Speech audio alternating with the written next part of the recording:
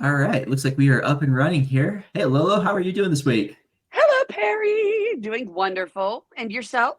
Oh, I'm doing great. Happy to be here and to talk about Second Nephi chapters 3 through 5. We are in what I think we agreed in the pregame show is just the most interesting and dynamic Ri- section of the Book of Mormon. I think that Riveting. it is 100% fascinating stuff all the way through. Mm, Um, let's go ahead and actually pull up the slides here. a laugh a And minute, guys. Yeah, so in this section, we're finally going to kill Lehi. Lehi dies, and it is all very much sadness. And we'll have Nephi as prophet for basically a chapter before he just kicks it over to Jacob. Honestly, I'm not sure why Second Nephi is even called Second Nephi when so much of it is just Jacob. But here we Yeah. are with the part that's at least Nephi. Um, Like, that's not the only question I have about this section, is all I'm saying. Like, I think that that's fair. I think that that's fair. Yeah. So the first thing that we should talk about is kind of what comes up first in the sequence, and that's in Second Nephi 3. We have a long quotation of Joseph in Egypt's prophecies by Lehi um, that deal with Joseph, Moses, and Joseph. So Joseph in Egypt, Moses, and Joseph Smith Jr. are the three figures that just show up throughout this part of the text. And Lehi is going to frame this because he's talking to his son Joseph. And so there's too many Josephs. I was going to say, a lot of Josephs. I think if you do the actual count, it's four. There are four Josephs in this section. I am surprised that Joseph, Jesus' adopted father, is not I included in was this list of Josephs at this point. Um, exactly. it's one of those things that just shows up in this tradition, right? Is that there's just too many Josephs. No matter I'm which married direction to you a go, Joseph. I'm you are married married to to. a Yeah, Joseph. that's a yeah. So too many Josephs. Go go go Joseph. You know what they say. Um, so um, this prophecy talks about it has this idea of we're going to raise up a Moses and we're going to raise up a Joseph Smith, a Joseph, and these two are discussed in parallel, as though we're using Moses as a type or a figure for the Joseph Smith, the seer that would come out of the loins of Joseph of Egypt.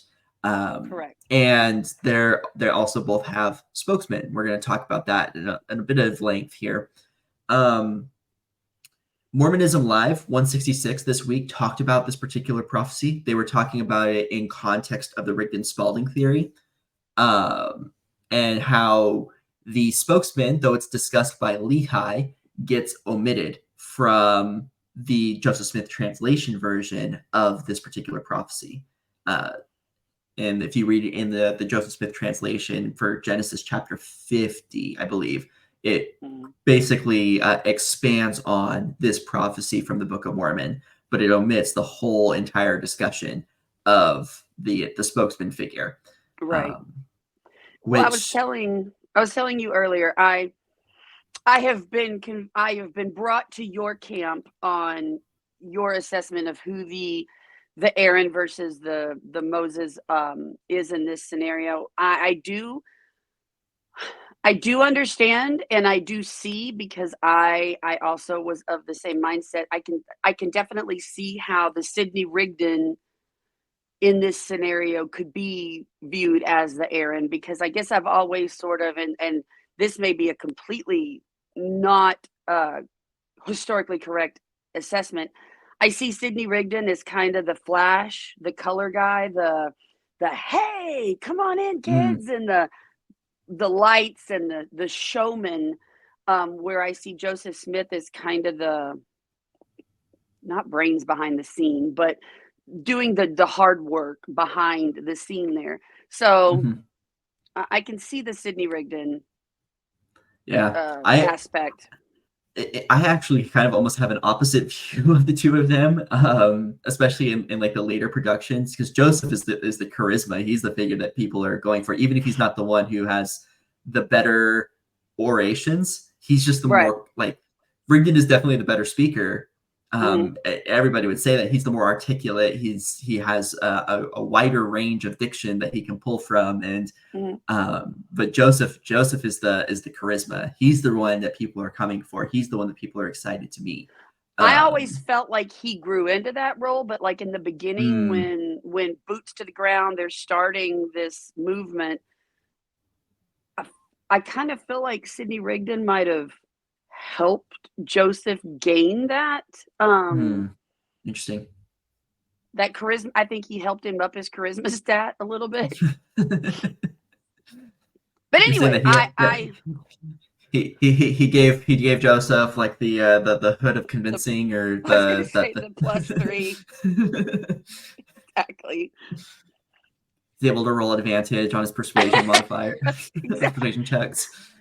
We're not geeks. Don't even. You know what would be a really fun like side episode is doing like a D&D alignment chart for like all the Book of Mormon characters. Oh my God, yes. Yes. Just like a 4-hour live stream, just going in and like this person fits into this. Yes. Oh man. I didn't want to be a layman. So I think with this particular section, if you're going to do a faithful interpretation, this is like, wow, Joseph Smith shows up in the prophecies of Joseph in Egypt. He is showing up as this figure in actual prophecy from these people who like spoke directly to God. And isn't that incredible? And like Lehi knew about Joseph Smith. I mean, could you imagine being Joseph Smith going through the translation process and seeing your own name show up this way? Yeah. You know, like this is you. Like what like an affirmation of your calling this would be. A critical interpretation says this is the fingerprints of Joseph Smith all over the place. Oh, absolutely. This is like, if you wanted to create that idea in your followers, this is what you would do. This is how you would accomplish that. Look, I show up. Like you are justifying your own prophetic call by saying, hey, look, in this text that I translated, I show up. Isn't that really amazing? Neat?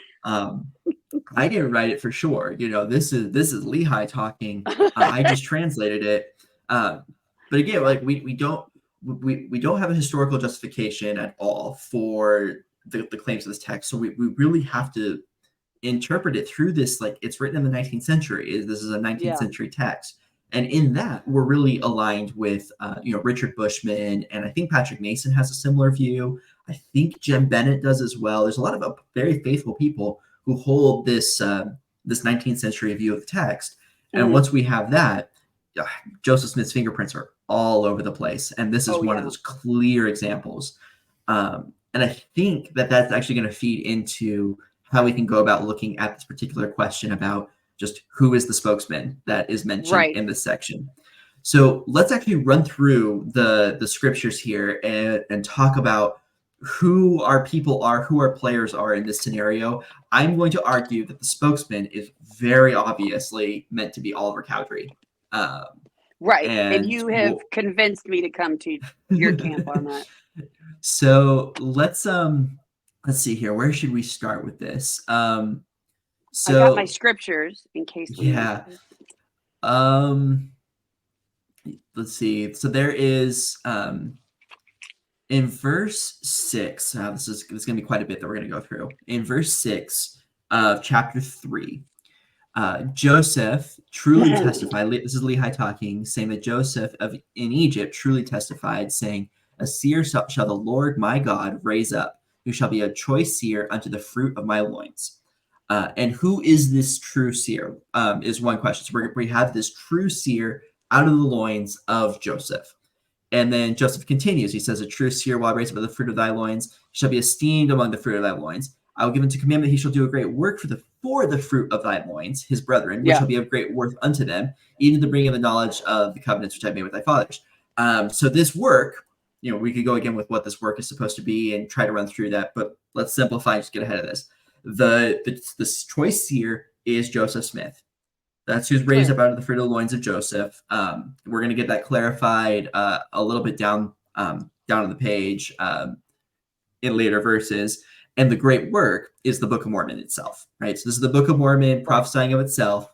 Joseph Smith, as its translator, having these translated prophecies of himself within the text of this work that he's supposed to bring forth. Yeah.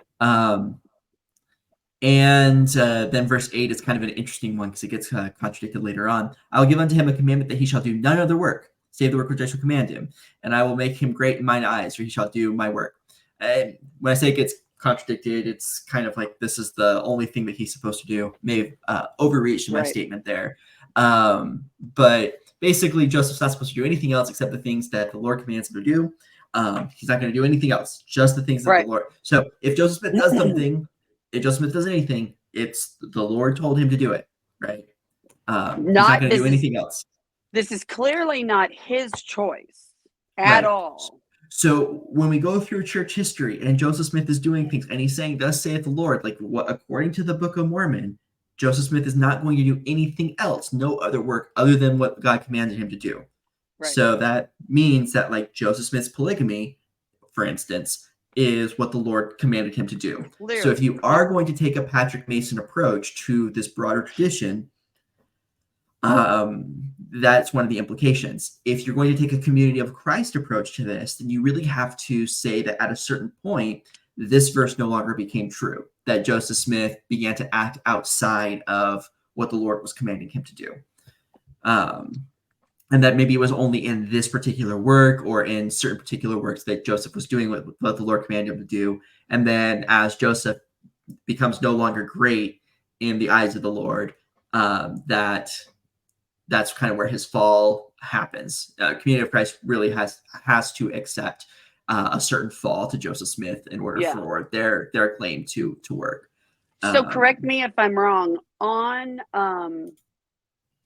with the Community of Christ, their belief, i.e., the Book of Mormon, is it's good. It is a wonderful work with wonderful benefits and knowledge we can gain from it.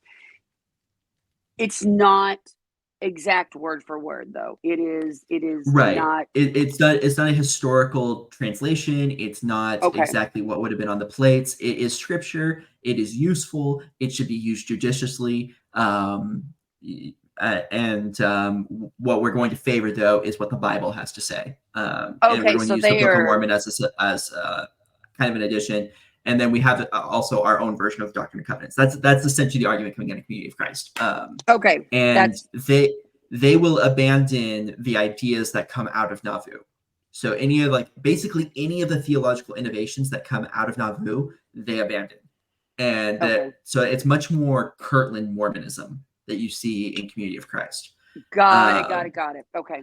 And they would reject the use of the term Mormon because they see it as looking to the past. It's kind of in the same way that the Church of Jesus Christ of Latter-day Saints for a long time rejected the use of the cross, is kind of the way that Community of Christ rejects the use of the term Mormon.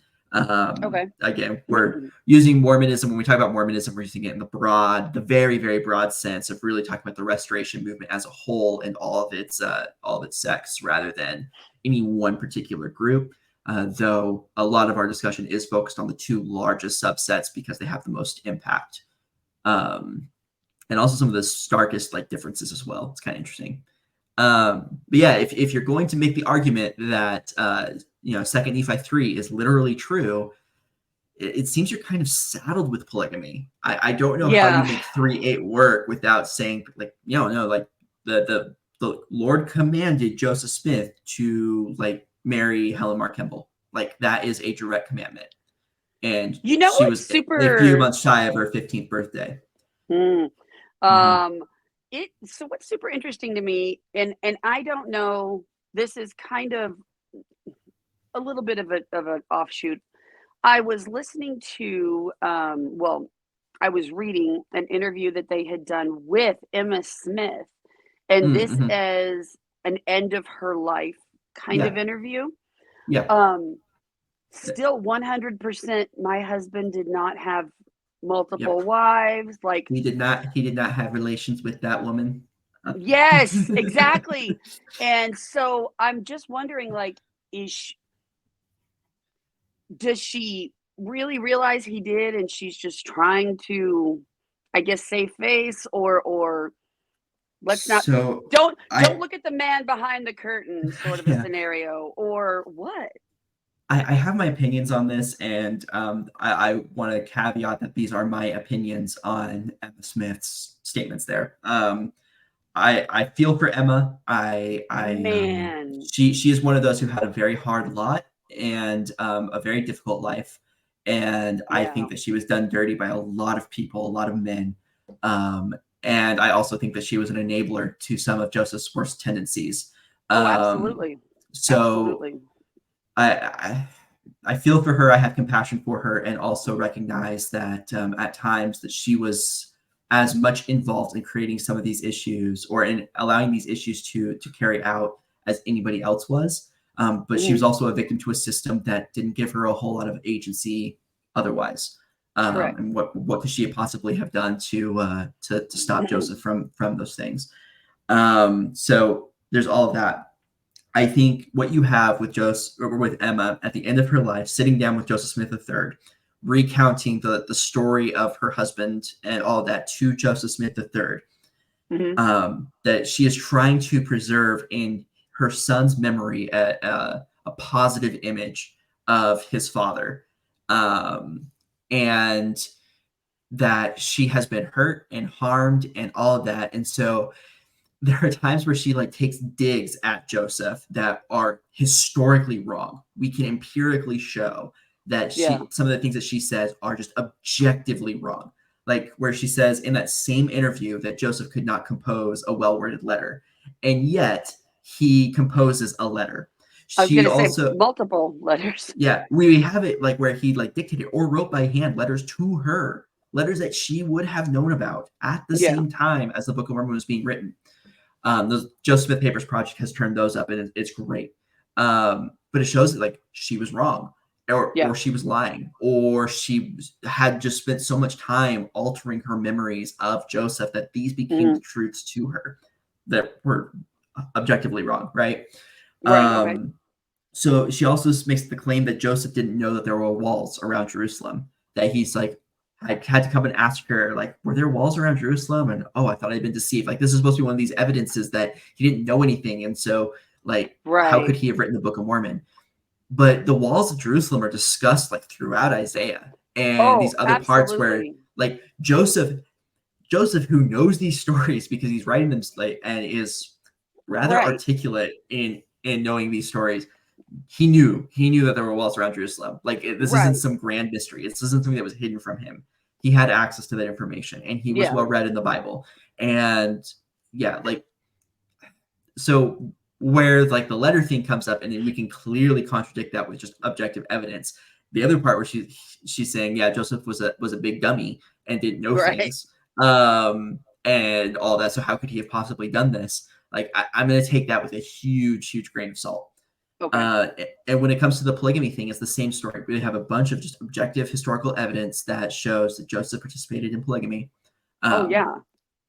and you have the polygamy deniers now who are trying to pin all of that onto Brigham Young, and it's like, look, I don't like Brigham Young either, but No. Joseph practiced polygamy. I was gonna Um, say you can't really deny that, guys. yeah, I take it all with a grain of salt on that end as well. It's the same amount of skepticism that I will apply to those other claims that I'll apply to that particular issue as well. And Okay. so it Emma knew. There Yeah. are other signs that Emma knew what was going on, that she was a participant even to some extent in the Yeah. things that enabled that to occur. And now she is trying to vector her son away from all of that and keep a positive image of his father basically in her son's Right. head. Yeah, it is what it is on that. Where I don't know, just Emma, I feel compassion for her, but she's making this up. Yeah. That's what it is. Like she's making this up, Yeah. and she's keeping that from her son to try and protect him. Or alternatively, another possibility here is that she told Joseph Smith III the truth about all of that, and he edited the record because he was uncomfortable with what she had said. That is a possibility. I don't Did not subscribe to that, even did not but even take Yeah. Think about that. He spends so much time trying to deny the polygamy claims that, like, there are people around him who are like, dude, your dad did polygamy. You need to chill, like, because this is going to get you into trouble. And it did get him into trouble. Like, the RLDS tradition, I think part of the reason why it suffered and why why Community of Christ today is not the dominant branch is in part because of how Joseph Smith III just rejected the polygamy claims and just tried to deny the historicity of all of that. It's not the whole story. There's a lot more to that, right. but it played a significant part in people being willing to join that tradition. Yeah. Yeah. So anyway, that tangent aside, very good Sorry, tangent though. I did not. I've always like so curious, you know. No, it's great. That was good. I didn't have a great segue back into this whole Moses and Joseph Smith thing though from that. Anyway, back to our regularly scheduled You know who programming. also did polygamy?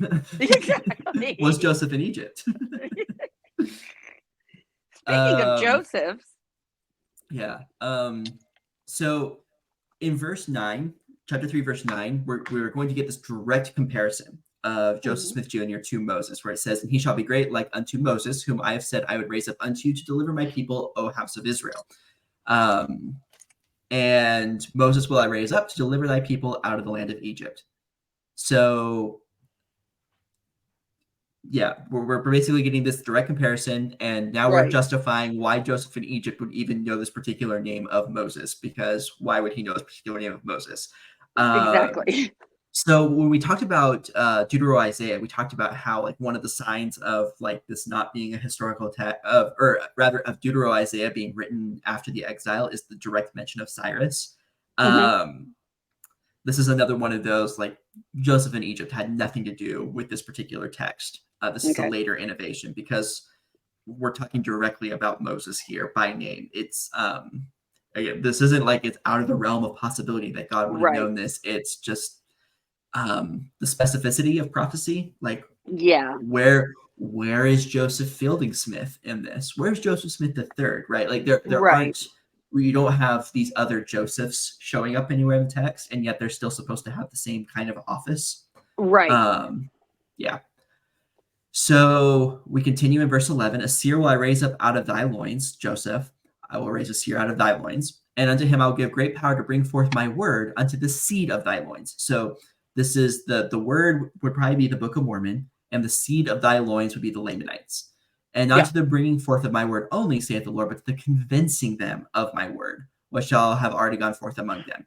So not only do we have the word to go out, but also to convince the Lamanites to come back. Remember, the whole point of the Book of Mormon is to bring the Lamanites back into Christianity. Right. Gather the tribes. Exactly. Wherefore the fruit of thy loins shall write. So you'll have the fruit of the loins of Joseph writing, and the fruit of the loins of Judah shall write. So you have the Book of Mormon and the Bible, right? We're already leaning into a misinterpretation of Isaiah 29.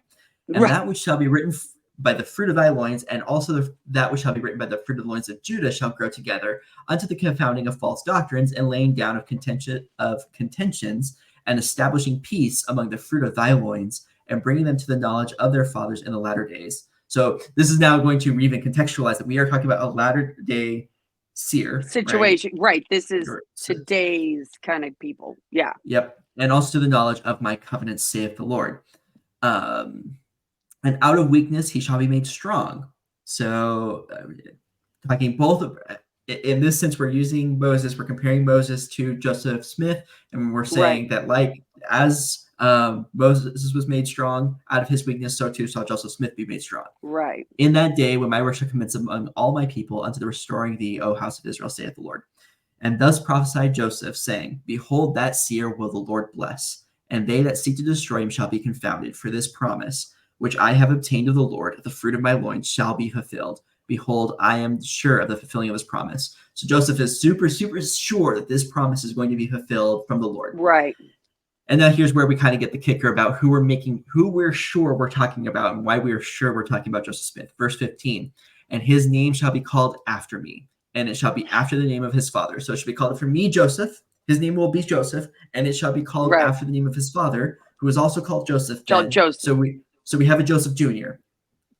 We're definitely dealing with the Joseph Jr. situation here. Clearly me, right? This is clearly Joseph Smith Jr., right? Look at this thing that I wrote. This is saying that I'm like Moses. Did you guys see this? Right. Like, that's exactly what we've got going on here. And he shall be like unto me, for the thing which the Lord shall bring forth by his hand, by the power of the Lord, shall bring my people unto salvation. Yea, thus prophesied Joseph, I am sure of this thing, even as I am sure of the promise of Moses. So inasmuch as Moses existed, for one, and did this work, so too shall Joseph Smith succeed, shall this prophecy be fulfilled. Right. Moses wasn't a historical figure, by the way, total mytho-history, and probably did not actually exist in history in any actual sense. I suppose it's possible that a very small group of Canaanites left Egypt during the Bronze Age collapse and were led by a person named Moses. That remains possible, but the character as described in the Exodus is complete mytho-history. Well, then who parted the Red Sea, Perry? I swear that is the level of argumentation I actually get from apologists sometimes. So it's like, yeah, who parted the Red Sea? What? The Red Sea was, come on. Yeah. All right. So now here's where the fun begins. Okay. Oh, the Lord said, yeah, I will raise up a Moses, and I will give power unto him in a rod. So Moses, he had a rod, and he had power, and he turned it into a snake. And and I will give judgment unto him in writing. Yet I will not loose his tongue, that he shall speak much. For I will not make him mighty in speaking. Remember, earlier we talked about how Moses would have some weaknesses and all of that, and right? Yet he would be made great. He'd be made strong, right? So in the same way that, Moses had some weaknesses and be made strong, so too shall Joseph Smith Jr. have some weaknesses and be made strong. So how was this done for Moses? I will write unto him my law by the finger of my own hand, and I will make a spokesman for him. Who was the spokesman for Moses? It was Aaron, exactly. Aaron. And right. So and the only reason I know that answer is because you told me earlier. I didn't want to steal your thunder. Like, I know the answer. No, I know the answer. You should have taken the win on that one. We pregame. you should have taken the win there. Right. So you have Moses and Aaron, right? So we're creating this parallel where we now have Moses and Aaron, and now we're going to have Joseph Smith and blank. And the Lord said unto me also, I will raise up unto the fruit of thy loins, Joseph Smith. I will raise up unto the fruit of thy loins, Joseph Smith, and I will make for him a spokesman, a type of Aaron. Who is the spokesman? And oh my gosh, I hate the grammar here. And behold, I will give unto him that he shall write the writing of the fruit of thy loins. He, Joseph Smith, shall write the writing of the fruit of thy loins, the Book of Mormon, unto the fruit of thy loins, the Lamanites. And the spokesman of thy loins shall declare it. Okay. So who is the spokesman? I would contend that it is Oliver Cowdery, and I think it's pretty obvious that this is Oliver Cowdery. I'm on board. The reason for this is because in Doctrine and Covenants, you have that section where Oliver is trying to translate, and that particular line of effort fails. And he then has these comforting words. It's like, you didn't even think to ask, or rather there's the challenge. It's like, you didn't even think to ask me, but you just thought that you could do it, blah, blah, blah. Even though I never thought that actually made sense, but here we are. So I feel like this is why I'm part of this podcast, because all I can picture is Joseph Smith talking to Oliver Cowdery. I'm the Mary and you're the Rhoda. This is Joseph basically saying, look, if Jesus had a John the Baptist, I'm Jesus, you're John the Baptist. If Moses had an Aaron, I'm Moses, you're Aaron. And that's what this is doing. This is, hey, Oliver, it's fine. You are important. You are special. You are grand. You are great. And you are going to play this very vital role. You will be the second. You'll be co-equal, because look at all the amazing and important stuff that Aaron did, that Moses could not have succeeded without Aaron. And in the same way, I can't succeed without you. But also, when it comes down to it, everybody's only going to remember Moses. They're not even going to remember Aaron. Aaron doesn't even get special mention here. Right. So remember your And, place as well. Like I'm the Mary, you're the Rhoda. Yeah. Got it. This is what we're dealing with. I think from this. I think that this is pretty clear. This is talking about Oliver Cowdery. Oliver Cowdery is meant to play the role of the spokesman.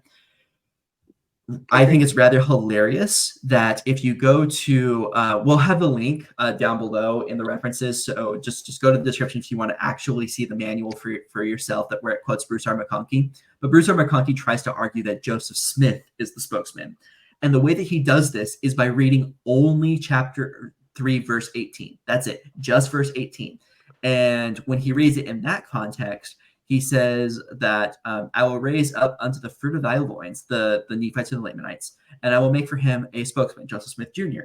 And I behold, I will give unto him Mormon, that he shall write the writing of the fruit of thy loins, the Nephites, unto the fruit of thy loins, the Lamanites, and the spokesman of thy loins, Joseph Smith Jr., shall declare it. I can't help but feel like somebody who was having to proofread this or whatever is like, who the hell keeps giving this man ability to write shit down? Stop it. So, it was your turn to babysit him. Why? I mean, honestly, the grammar of this book is so convoluted and messed up, and so clearly an oral dictation, by the way, that was not edited, that did not have like an actual like editor in this process. Like it's so clearly that when you then dive into like trying to just like, you can just inserting stuff and it just works because you just say, yeah, this is what it's saying. I feel like if we had done this another way, we probably could have made an argument that this is like actually talking about like Joseph Fielding Smith, right? Like we could have probably tried to make an argument that this is about Joseph Fielding Smith and the spokesman is Ezra Taft Benson.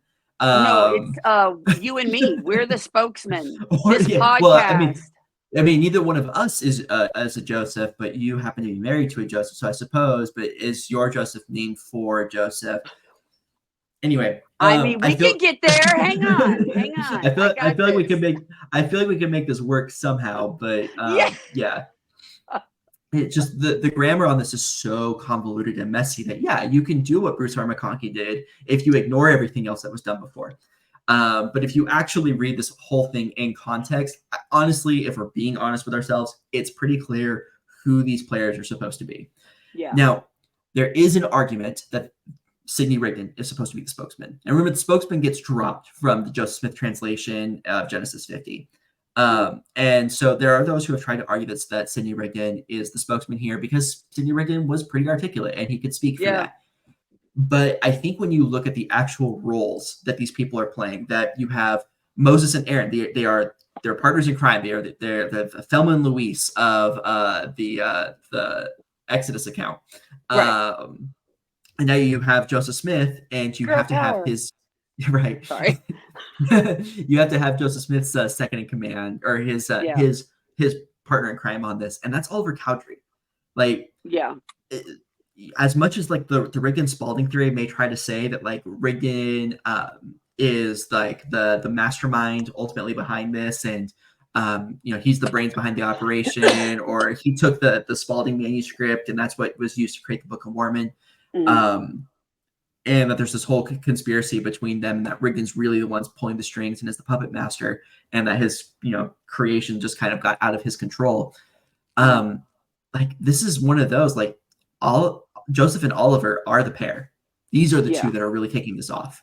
And because you were saying that Oliver was the first elder, Joseph being the second, not unlike how John the Baptist, and then he baptized Jesus, and and you see with the Moses and Aaron situation as well. That these things are not unlike each other, and it's to me it's pretty clear this is talking about Oliver Cowdery, and most apologetic sources actually agree that this is meant to be Oliver Cowdery. It's really weird. Bruce R. McConkie is arguing that this is meant to be Joseph Smith. It's not. There's no valid, there's no way that I see that you could actually read this text in its full context and come out with this is talking about Joseph Smith. Yeah. as the spokesman. Joseph Smith is the seer. He's the choice seer that's Yeah. selected out of the loins. He is not. Yeah. Because he's I a think Joseph who's named after his father. Like, come on, right. bro. I think that if you are going to try to argue like this, the Rigdon Spalding theory, I can see why you would make the argument that the spokesman is meant to be Rigdon. But if you don't go in with that bias, I really see it's much clearer that it's meant to be Oliver Cowdery, and that this is like, hey, bro, you're working with me on this translation process, and also like you're in it, and like this is your role. You are my Aaron. Like you are helping me with this translation process to bring forth the word. And now and remember, like later on, it's Oliver and company that are sent out to preach to the Lamanites, right? Like it's their duty to do that. And yeah, I see this as being Joseph and Oliver we're buddies to the end, and it's no wonder that like Oliver Cowdery doesn't denounce this work because he's meant to be like a big player in this whole thing, right? And He's vital. Yeah, he's critical to it, and he sees himself as the second in command, or like he sees himself as co-equal with Joseph in this. And so if Joseph falls, it's Oliver who's in charge. It's nobody else, I think, really takes that interpretation to heart. No. Based off of how much he kind of flounders outside of the tradition. But I think that's how he's interpreting that because of this passage. And I think because of his attitude that he is an equal to Joseph Smith, that's when this kind of stuff becomes important, because it's Joseph going, no, you're important less than me, but you are important, Right. And then I made the point in the pregame that like if Rigdon is anything in this account, in this parallel with the Moses story, I would see Rigdon more as, if he were to be included in this passage, he would have been described as the Joshua. That's how I see what his role would have been. Ultimately, though, if we were to actually make the real historical comparison of how things play out, the Joshua is Brigham Young. Yes, because they both like to kill things. Yeah, they're both warmongers, and and they conquest their own little desert kingdom, and it's not meant to be a compliment when I refer to Brigham Young as the Joshua, but I do see him as the Joshua of this whole analogy. So to all of the historians that want to call Brigham Young a modern Moses, I reject your reality and substitute my own.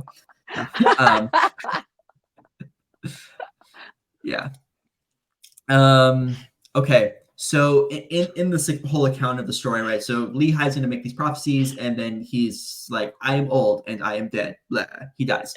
And then Nephi gets really sad because his dad just died, and he writes out this psalm. So it's interesting to me that the way that there's this lamentation in the text this way, and we're engraving this into gold plates. So I'd imagine that Nephi would have had to have written this down somewhere else and then come back to it and engraved it down later and tried to capture the same emotion when he engraved the plates. Yeah. I don't know. Oh, right. I'm going to be really sad. Hang on. Let me. Okay, I'm ready. I'm ready. Dying puppies. Okay. Yeah. And this is also a tangent, but I was kind of like, well, that's a shitty thing to do to your kid. Lament. I'm like, wow, that's why would yeah, you're not wrong about that. I was just like, wow, that sucks. Like, it's like naming. Right. But yeah, so we've mentioned this a few times before. We kind of alluded to this, but here we actually come across the Psalm of Nephi. So Nephi talks about like, oh, what a wicked man I am, and how I'm so quick to fall for the temptations of the flesh and all of that. No mention whatsoever about killing Laban. Well, he's not a wicked man for that. So yeah, there's no remorse for that. Like he cut off the dude's head, supposedly, and just no remorse whatsoever. He ran into my sword. 9 times or however many. Yeah, just Nephi. I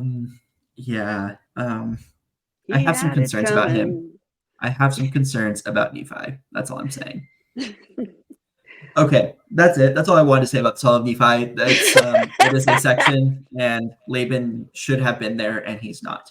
You know where Laban is though, is when he gets mentioned as being useful for Dead? like Nephi's conquest Oh, of sorry. as being like the king. Yeah, that's where he gets mentioned, and then he gets mentioned again of like Benjamin wielding the sword of Laban in defense of the kingdom of the Nephites. Um, so what I do want to talk about though is this idea of building a temple in the New World, and yes, before like there's any sort of like a statement about like any issues of the construction itself and all that. At this point in time, I do not care that Nephi talks about constructing a temple and the materials you would have had to have used or anything like that. Let's just accept the notion here, the idea that Nephi could have built the temple using wood or whatever. We're already rejecting this as a historical text, right? So Because I mean, he did build an ocean liner to be able to he take his family to the New World. So I mean, he exactly the building of the totally. temple is, in terms of the technology needed to build the temple, it's We got this. much less sophisticated than what would have been necessary to build the transoceanic vessel. Like that's With the magic light rocks. Right. Well, no, that's later. The magic light rocks are later. That's ether. Oh, Yeah, we'll I get to thought that. they had those in the ship to be able to. No, they go in the submarines. That's right. I forgot about we went way beyond ocean liner. That's right. We're submarining it now. I apologize. Nephi builds the transoceanic vessel. He builds the ocean liner, and Mahanrai Moriankamer builds the submarines. You know what? They are just there. Some folks are so creative. I know. The technological innovations that happen in the Book of Mormon are actually quite impressive. Okay. Now so for me, like the how is whatever. Like, how did Nephi build this temple? Yeah, that's fair. It's not an unfair question. Right. But why, I think, is the much more important issue here. So you remember where we're talking about like the first temple Jews, right? They're leaving Jerusalem. They're leaving with that mentality, with that theology. And if you have that particular idea, then Adonai dwells in the temple. He dwells in the land. He's over that particular land. And you're going to a new land that Adonai doesn't necessarily have purview over, but maybe it's unclaimed. And so Adonai is moving this way, but Adonai is still housed in the land of Israel. That is where he's at. He's in Jerusalem. That is where his temple is. That is his choice land that he has sovereignty over. And now you're willfully going to this other land. You're not going to be able to really build a temple and then expect Adonai to dwell in that temple in a place where Adonai does not have that same kind of sovereignty. This whole thing is messed up, by the way. Like there's just this isn't gonna fit. It's not, you're putting a square peg in a round hole here, and it just they don't line up in a meaningful way. I was telling you, and I don't think this was on the recording. I think this was in the pregame. I have a friend who is Jewish, both religion and nationality, and this was years ago, probably almost 20 years ago. I had given her a Book of Mormon, and I was a young, gung-ho LDS Mormon. I was gonna bring all the people to Jesus, and I was gung-ho and ready to go. So I gave her this Book of Mormon, and she came back to me and said,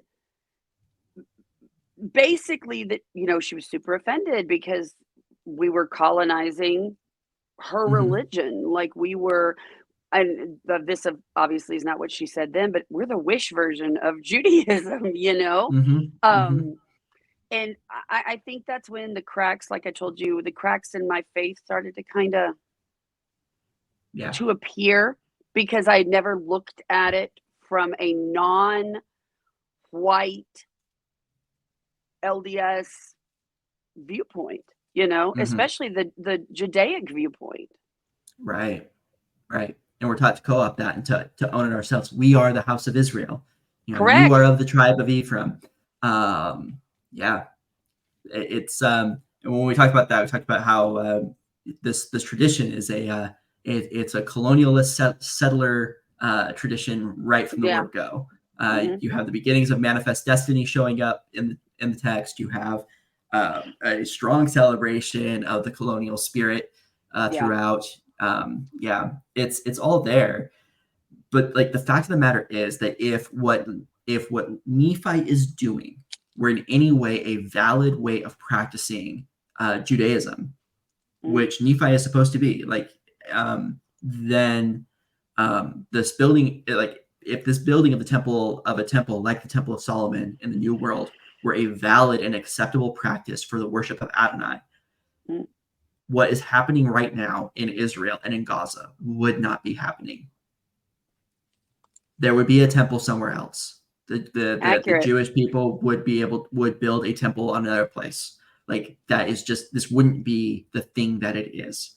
Yeah. But because of the way that these practices are constructed from time through history, if you actually honor that particular history and recognize it for what it is, you can recognize why those conflicts are going on, why people are literally dying right now, and you just erase that with these ideas. You erase the whole reason why all these things are going on when you put these ideas forward. And You're yeah, minimizing something that is the basis for an entire religion and people. right, right. But I we're the mean, right ones. We know the but we're stuff. We're exactly. That's exactly what this is. It minimizes all of that and then says that we're the ones that are the super most correct. yeah.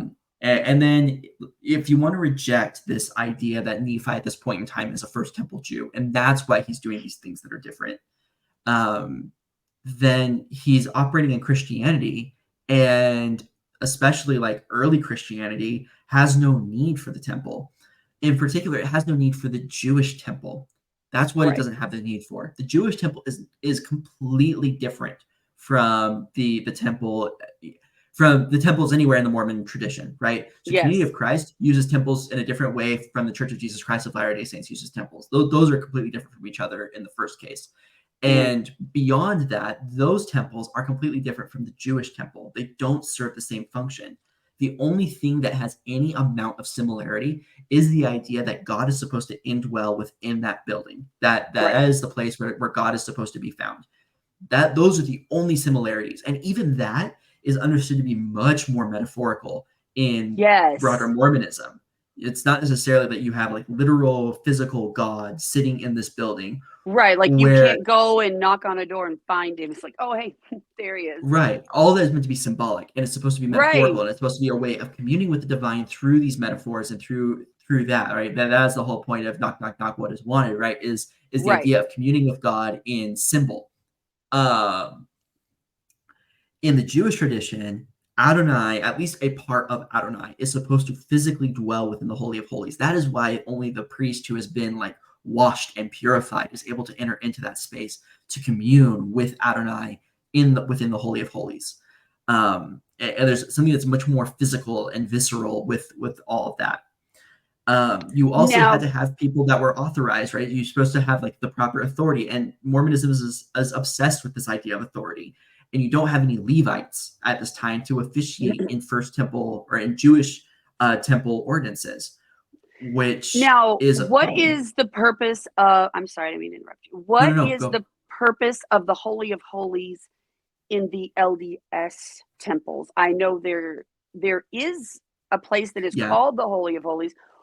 What is it used for the LDS purposes? So if as a faithful believer, I would have said that that place is used for where the First Presidency and the Quorum of the 12 gather in order to commune directly with Elohim Like or with Jehovah Elohim through yes shows up with in the room and they are talking. that either Elohim or Jehovah physically manifests within that space to some Okay. extent or another, whether that be through Okay. vision or some actual physical appearance. That is how I would have understood it as a believer.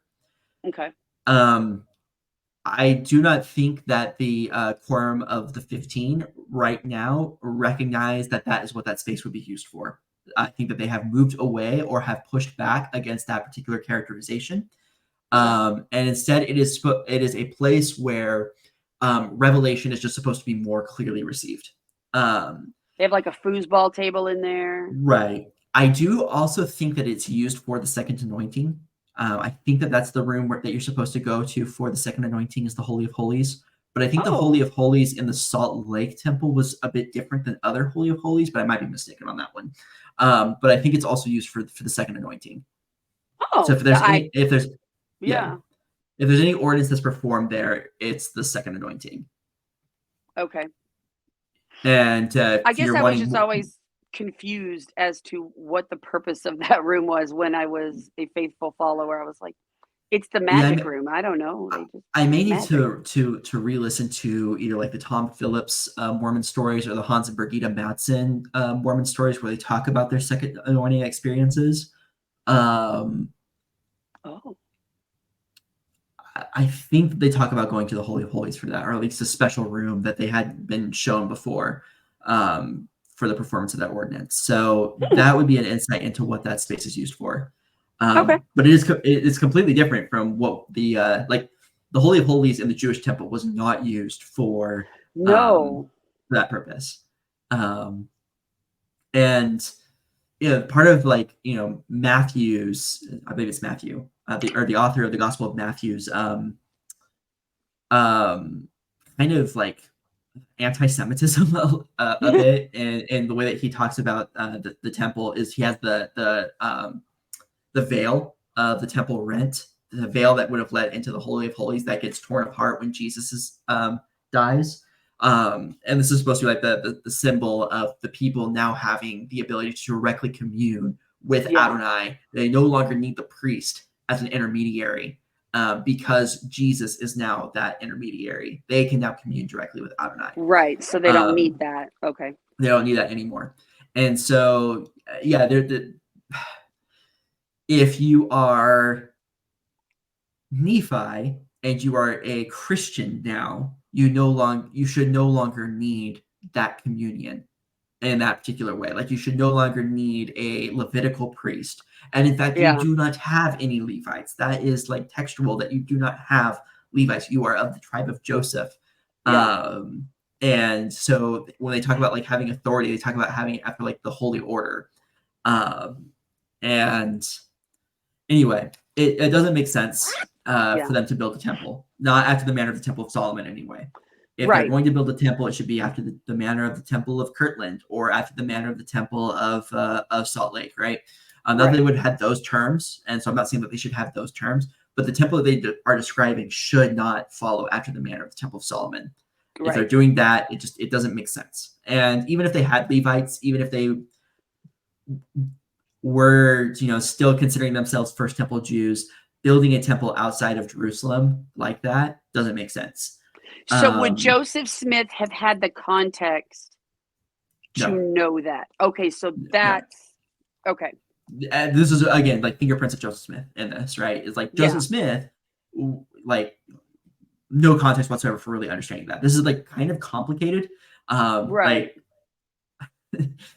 most Christians will stop at like, oh, and we don't need the temple because it was the veil of the temple was rent, and so now, there's no We're longer a good. need for what's going on with that, Yeah. right?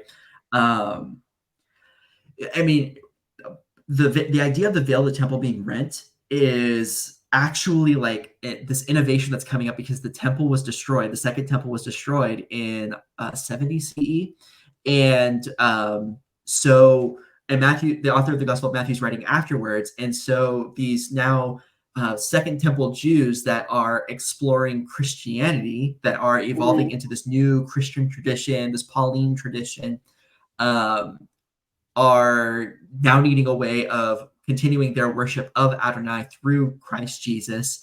Hmm. And but now the temple is destroyed, but the temple is still supposed to be a part of their tradition. So what are they supposed to do without a temple as well? Right. And the Gospel of Matthew helps to answer how do you continue to worship Adonai without a temple anywhere in your faith tradition? Well, we're able to do that through Christ Jesus, and that was performed at the time of his death, where he basically gave us access to Yeah. the Holy of Holies, that he gave us access to the place where Adonai dwells.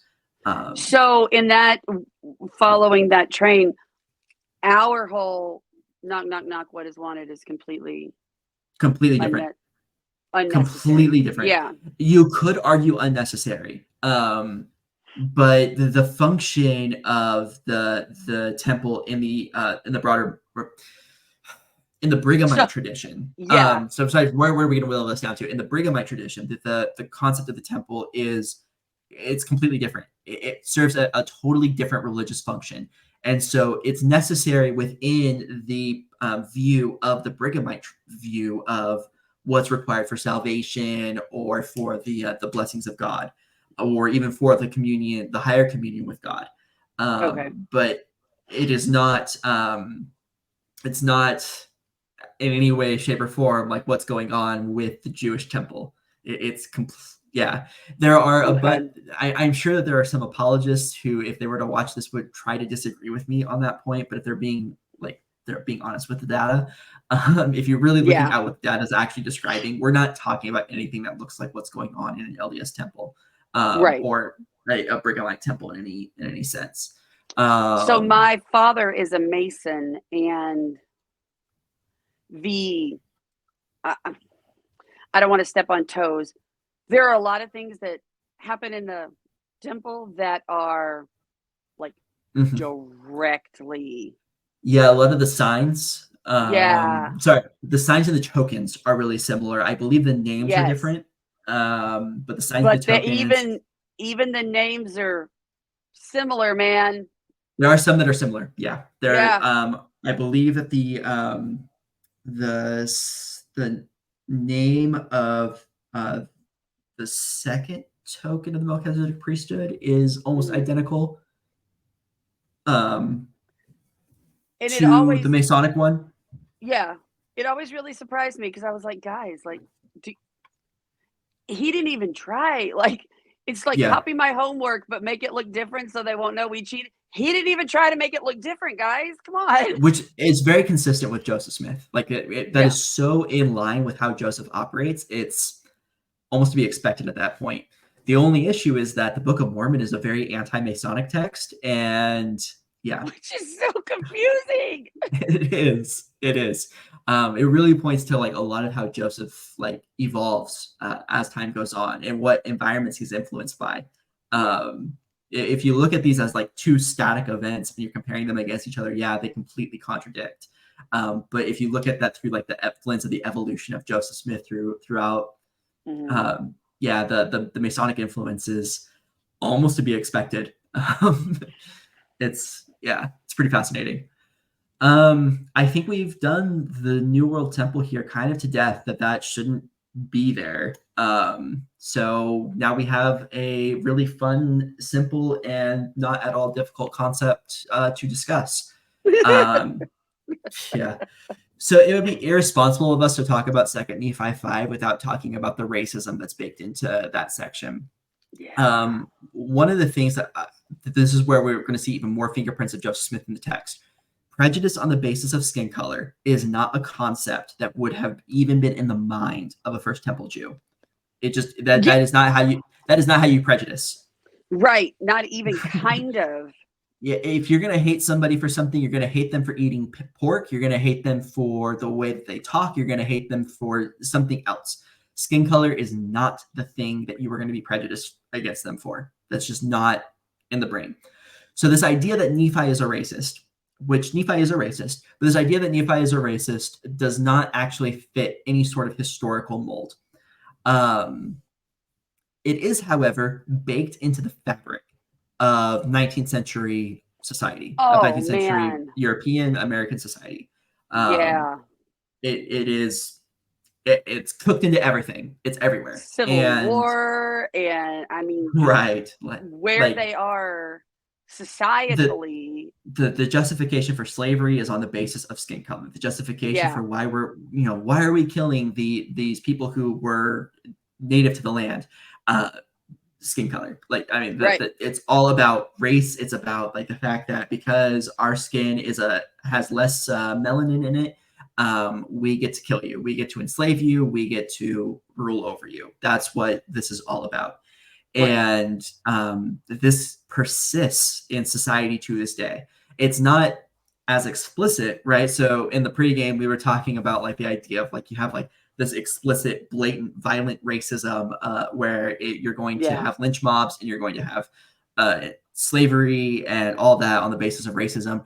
And then you have this more subtle racism that persists and that's baked into the, well, I don't see color. Right. And that's really how that gets to survive to this day. And it's no, at the pregame we were talking about this. It's like I would see Joseph Smith as an I don't see color racist, and I would see Brigham Young as a lynch mob racist. Yeah. So White hood, whole scenario. We are dealing with like distinct forms of racism here, but that's it's the differences are also not so meaningful that at the end of the day they're both racism and they both need to go.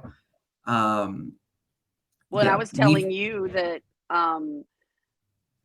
looking now, I'm like, how the hell was I ever okay with no priesthood for African American before this was the 70s, guys, not the 1870s. This is the 1970s. Come on.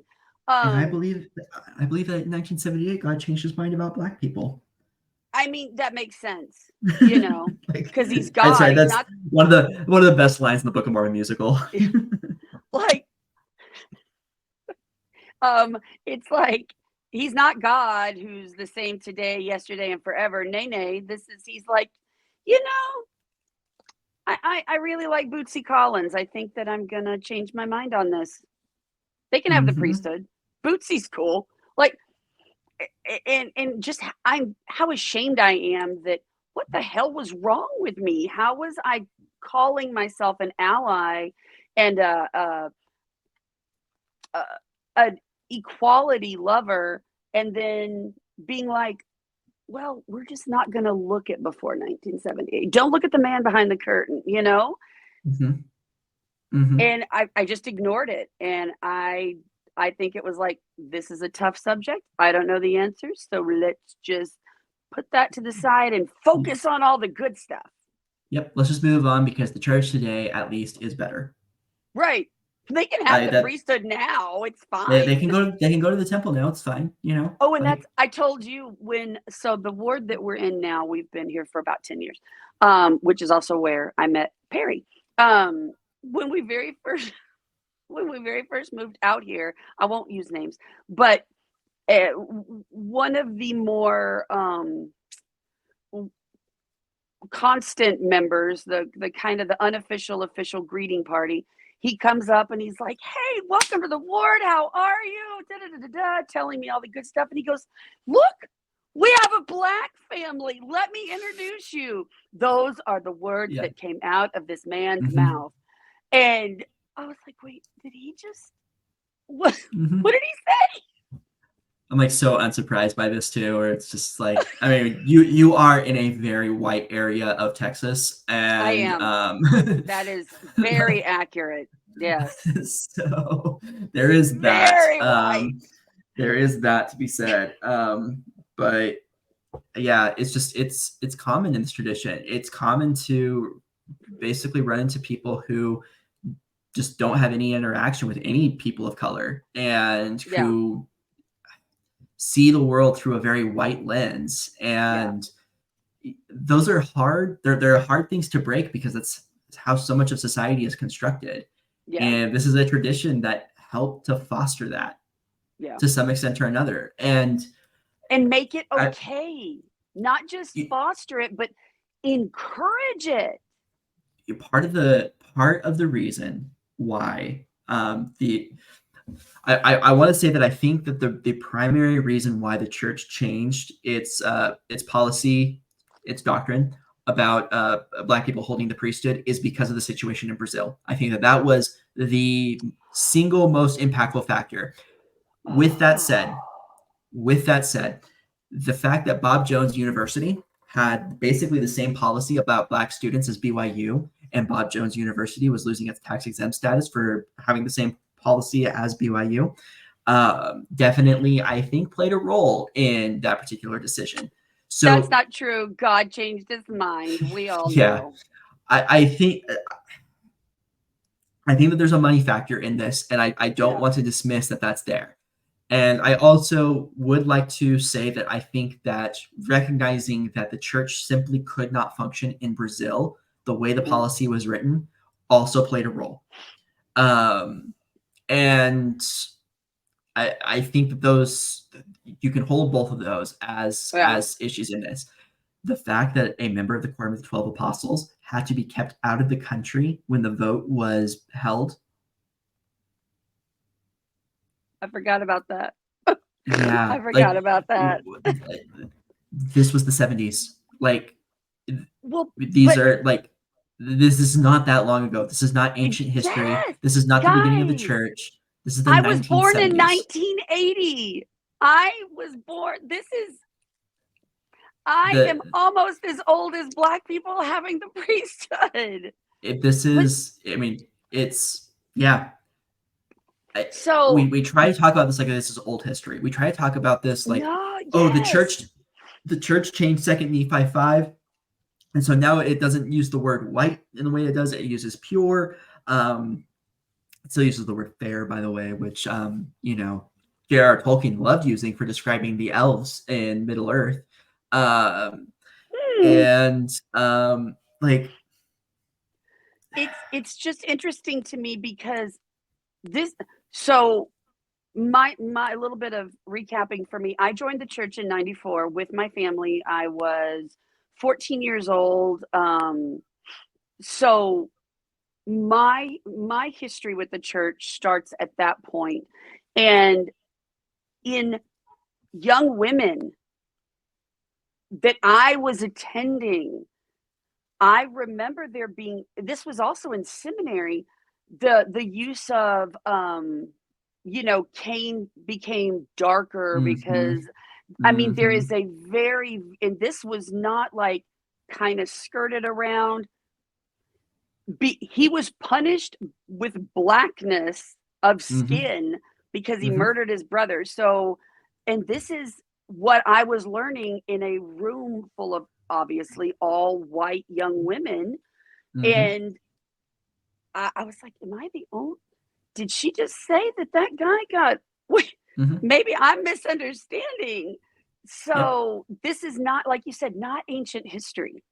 It's not unique to this tradition.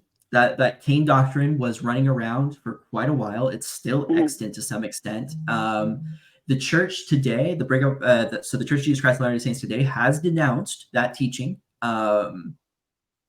indirectly, I believe, in its gospel topics essays that most of you have probably not read.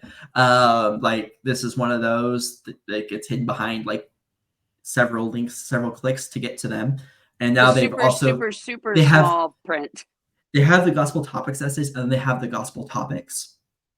So, good luck.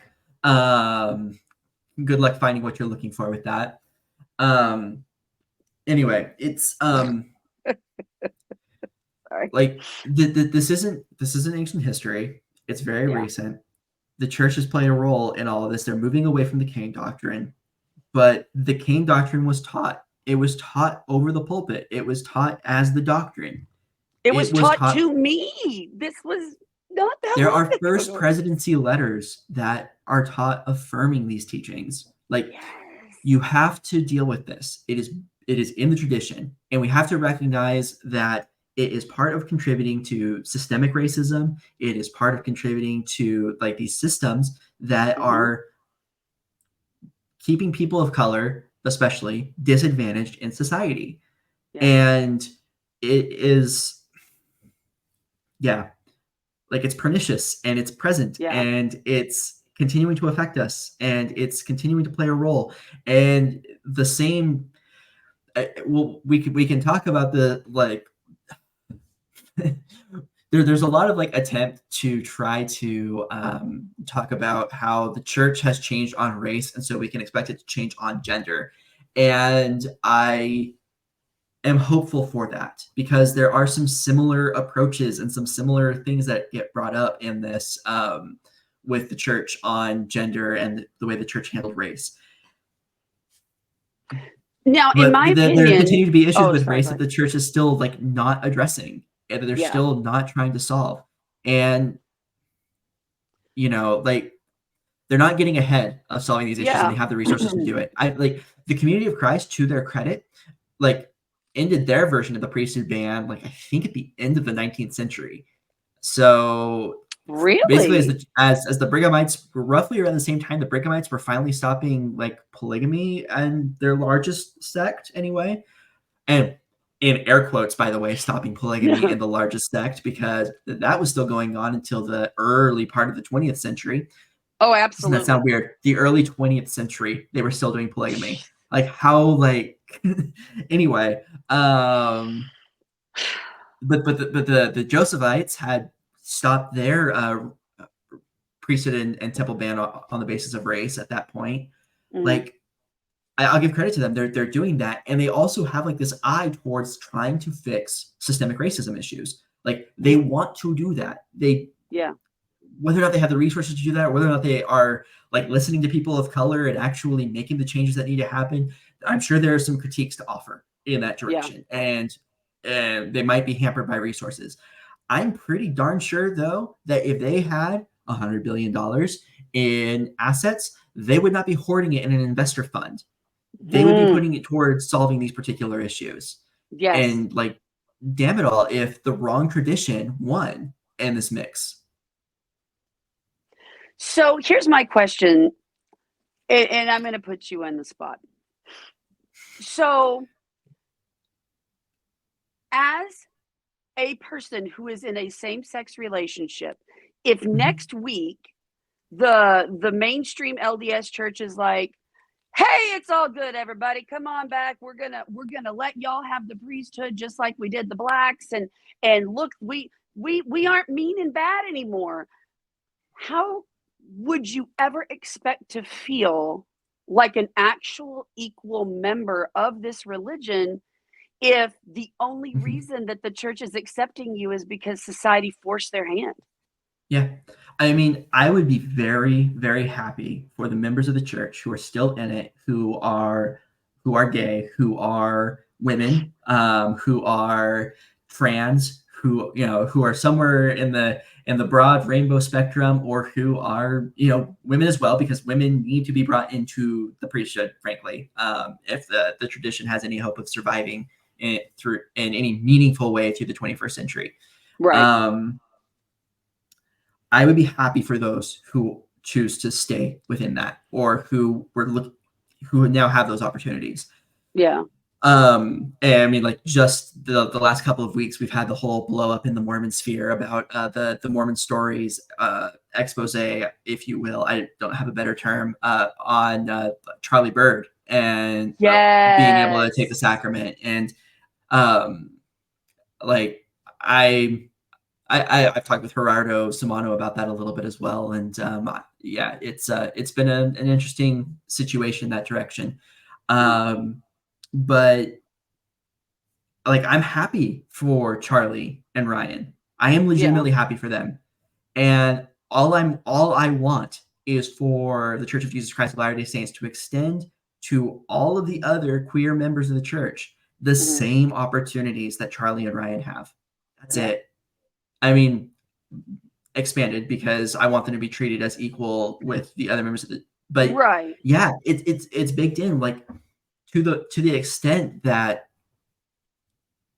I see where your question is going with that, because you've spent It so just much time as second class citizens in the church, right. It's just and then oh. I yeah I get it, I get it. Um, I don't see I don't see how that would work for me. But at the same time, like I am super, super happy for the Black people Yeah. who wanted to play a part in this church, who then had that opportunity extended to Yeah. them. I I'm guess it very just happy for feels them. like how I guess it just feels like, okay, y'all are equal, but you're never going to be You're not. equal in the eyes of the church. Like they may say, No. yes, you can have the priesthood, but man, they're going to make your Mhm. journey to the priesthood a lot harder than they're going to make And here, Kaylee, Kaileigh, who's got blonde hair and blue eyes. Like, I mean, and this is where the systemic issues come in, right? Because yeah. in order to be an apostle, you'll have to My have had some apologies to like leadership. anybody named Kaylee, Kaileigh. So Uh, sorry. apologies to you, but not to your parents. They did you wrong. Right. They really did. For like this is where systemic issues in the church come in, right? This is where systemic racism still plays in the church, right? Well, you will use this as an example actually of systemic racism in the church. So in order to be an apostle, in order to go through all the steps, you almost certainly have to have had some amount of leadership callings. Like statistically speaking, you will have to have had prior leadership in the church, which means bishop, stake president, probably mission president, probably somewhere in the area presidencies before, probably as an area authority, and then ultimately through the Quorum of the 70. Now, I believe that the salaried clergy positions are the Q15 and the general authority 70s. I don't think area authorities are salaried. Mission presidents, I believe, just have a stipend through that time, and they have their housing paid for. But I don't think that they pull in any additional salary. I might be mistaken on that, but they might be in a good spot. Stake presidents, not paid for that position. Bishops, not paid for that position. Now, you could not be a bishop in the Church of Jesus Christ of Latter-day Saints until 1978. I couldn't be any of it because I'm a girl. You can't be any of it. If you were a black man, you would not have been able to hold the priesthood until 1978, right? Right. Which means no bishop until 1978. You could not be a stake president until then either.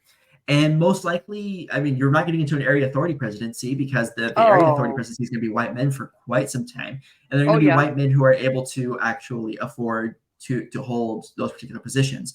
And so the opportunity ultimately to even have an apostle show up, it's been 45 years since the priesthood ban was lifted. Yeah. And we don't have a black apostle yet, right? Because who in this hierarchy is even close? You have now general authority 70s. You have black general authority 70s. So they're on the track that they could become, but you still have to have, like, frankly, you have to be connected to somebody who's already in the 12. I was gonna say, but the real elephant in the room is that you literally have to know somebody who knows somebody, and you're still less than. You're still not there. You're still not there. Right. With 99% of the people in the church, they're still seeing you as the token black member. Hey, we got a black family, come meet them, So is it any wonder that the first person of color in the Quorum of 12 was someone of Asian descent? Oh, because that's going to be the closest to white you can get. Honestly, it is. I mean, so this is not to discount like the experiences of Asians as a minority, because damn, there is some stuff in that direction as well. And like, being married to an Asian man myself, like I have to be at least cognizant of these issues and try to communicate like, hey, like these are things that are going to come up dealing with the U.S. and what's going on there, and cognizant of that. Yeah. Anyway. Agreed. And it's not something that I experience, and so I do have my blind spots and all of that I'm trying to work through. But also, one of the things that made the Asian community a successful minority, or the example of minorities making it in America, is the fact that they were able to co-opt a lot of white attributes, a lot of what the things that are attributed to whiteness. They were able to take that on into the community, blast that out, project that as the image, and now this is where like a lot of like the stereotypes of Asian people that end up being like considered acceptable or desirable really come from, is from the way very fair-skinned, very Here, this is the reason why like the LGBT movement, especially for lesbians and gay men, was so successful, is because we were able to co-opt whiteness as part of the movement. It was Now, where the people of color, though, within that movement, had some of the biggest impact in actually accelerating that movement forward. Marsha And Johnson. I Marsha mean, come Johnson comes to mind on. like right away, right? Right? Like, and you like, but nonetheless, it is having a white face that Mhm. propelled that movement forward into ultimately what it is today with like overwhelming popular support Yeah. and all of that. It's Because it's because a palatable it's minority at that palatable. point. It's palatable. It's able to co-opt enough of whiteness in order to be accepted into the broader Right. sphere. So is it any wonder that in a religion like this, that the first person of color in the Quorum of 12 is from a minority group that is Mm. generally considered the most palatable, the most acceptable Mhm. to white people? And that is in no way, shape, or form an endorsement. That is just recognizing like the bare facts of the situation Yeah. and what it actually indicates. And I am happy for Elder Gong and his ability to play a role in the Quorum of the Yeah. 12. I am sure that is fantastic for him and for, recognizing his contributions into the tradition. But I wonder how much I they have some let issues. him contribute. I wonder as well. I wonder how much like I mean he has a gay son who's actually pretty prominent and open and out and well recognized in the more broader Mormon sphere. Mhm. Um, and that's created some issues. And I wonder how much that's kind of held back some of what Elder Gong has been able to do in his capacity. Yeah. But yeah, like you don't I don't know. How long is it going to be before we have a Yeah. black apostle in the Church of Jesus Christ of Latter-day Saints? Community of Christ might just be held back. I need to look through their pictures at the Quorum of the 12 again to see what their diversity is. I know they have some people of color. I'm pretty sure they have some people of color in their Quorum of 12. I know it's like almost Wasn't half, there if a not woman mostly women. prophet? And now they have selected they have not officially selected the woman prophet yet, but she is almost certainly going to be the prophet. I need to remember her name. I really do. This is a foul on my part for not remembering her name. Um, I'm bad with names. She is But my old Sunday school teacher's cousin. Um, really, my Sunday school teacher, his grandfather was whichever Joseph Smith was the last one. Is it Joseph Fielding? Joseph, I don't. F. so Joseph Fielding was the last in the the Church of Jesus Christ of Latter-day Saints, which Yeah. is So that's his grandfather. He grew up interesting. while his grandfather was the prophet. Yeah, and they were cousins And to the Joseph Smith III line. Yeah, yeah. And there were some issues there. there still is. Yeah, I'm Just sure. saying. I'm Um, sure. Yeah, no, there was some definite rivalry, public rivalry going on. Um, yeah, around the turn of the century. I'm sure that Man, continues. I'm still super good friends with all of his kids, and boy, do they have some stories. If you're ever interested, I can. I'm sure that would be quite an interesting conversation. It's so Um, fun. but yeah, so Community of Christ, at least it might be an issue of just the volume of membership.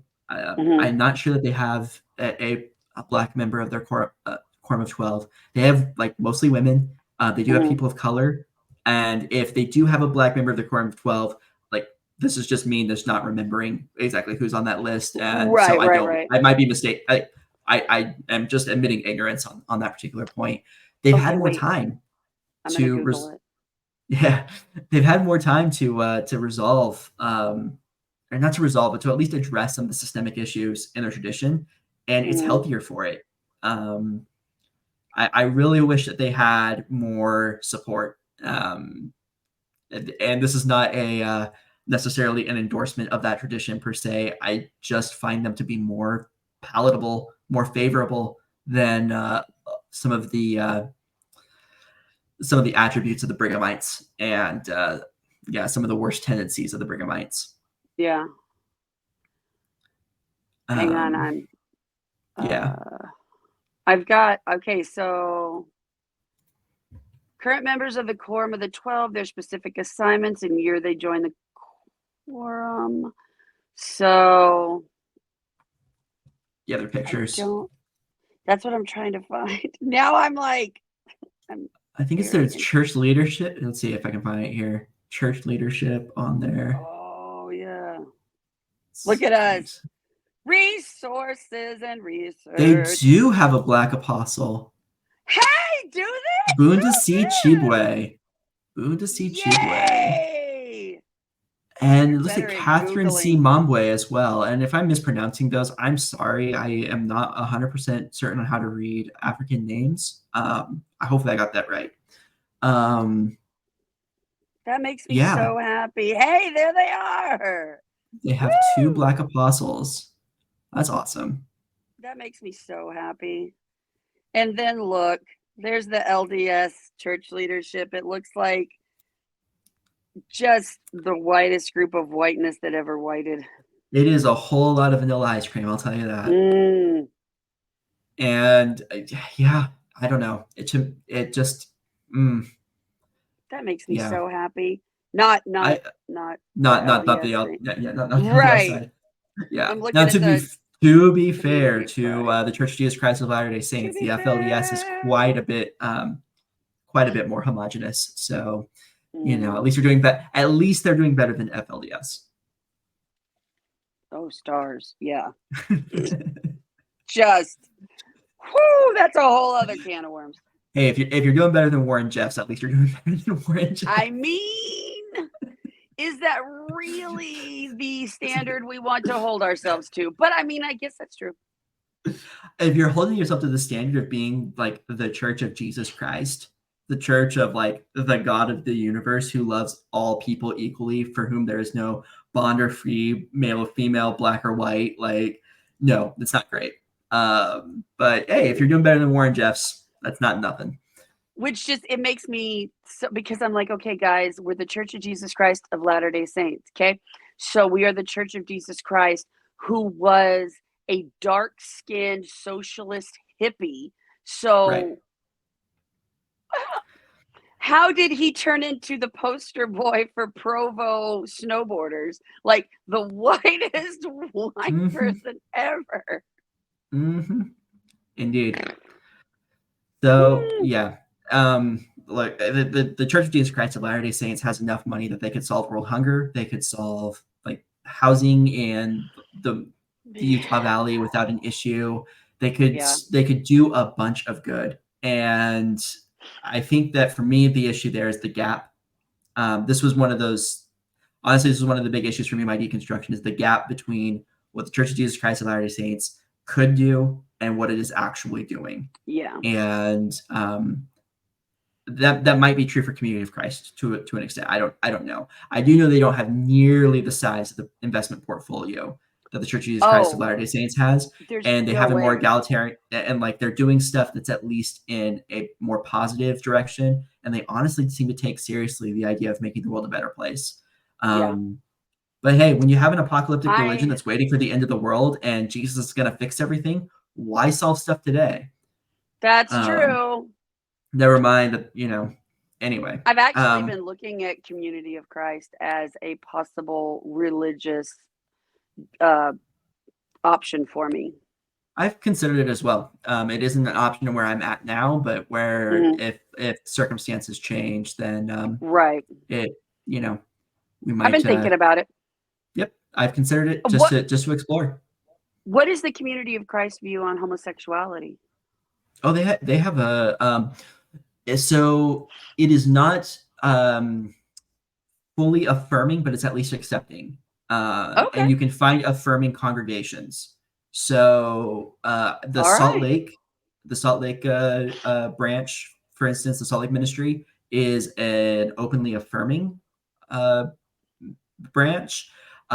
John Hamer, who runs the Toronto ministry and the Center Place online ministry, is an out and proud gay man. And I believe he may not characterize himself this way, but I believe he is like definitionally an atheist. But I might be mistaken on that. His views on God may have changed, and I want to leave that. It's his dirty. It's at least my like impression of some of the stuff that I've seen from some of his content. But he has an awesome ministry. John Hamer's stuff is really, really cool.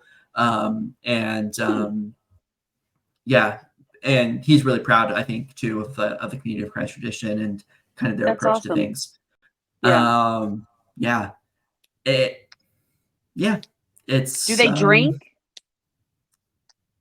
Are they allowed to drink? I think that their interpretation of the word of wisdom is quite a bit different from that of the Brighamites. So, Hey, I'm not sure of all the details with Community of Christ. One of the restoration branches, though, that I went to that came from the Josephite tradition, they had like coffee meetups and all that. Oh, Coffee socials. So that is a very different word of wisdom. It's the same Doctrine and Covenants section 89, I believe, but their interpretation of the word of wisdom and its applicability is different. Yeah. So I think they actually take it as not by way of commandment, but as a word of wisdom, the way that section is actually written. Yeah.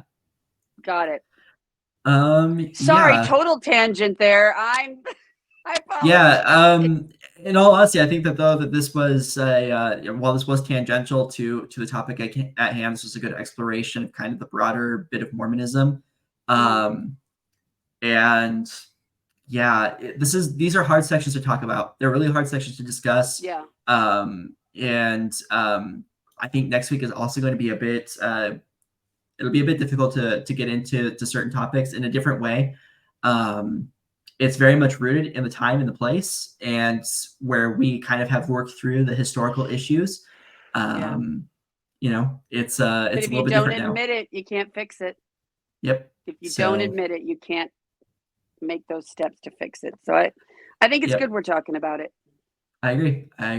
But thank you so much. As you said in pregame, it's a white problem, and we need to admit it to start fixing it. So sorry, that's just it. There we go. It is not up to people of color to fix racism. It's white people that have to do that work because it's our issue.